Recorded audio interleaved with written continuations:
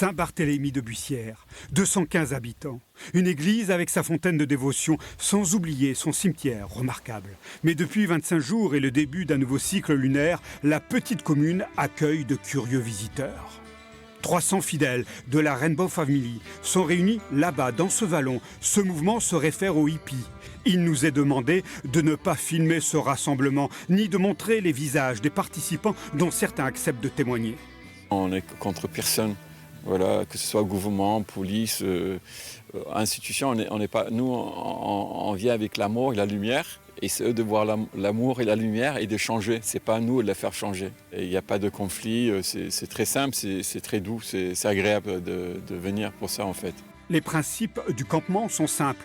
Pas de hiérarchie, pas d'alcool, pas de drogue et un état d'esprit qui colle à la flower power des années 60. Être de nature, nous sommes aussi des êtres à la fois sociaux et égaux. Il n'y a pas de chef, donc on vient et on peut prendre des initiatives, on peut participer ou non à la cuisine, ou non à ramener du bois, ou non à faire des ateliers. Donc c'est vraiment libre. Donc ça permet vraiment de prendre soin de soi, de s'écouter soi-même, sans obligation, sans contrainte. Chaque jour s'écoule ainsi. Repas, midi et soir uniquement, danse autour d'un feu sacré, chant pour remercier la terre, à 1000 lieues de la vie du village, ce qui n'empêche pas le maire de se montrer bienveillant. Sur le plan général, oui, je rejoins l'esprit parfois de gens comme eux qui souhaitent une entente entre les hommes.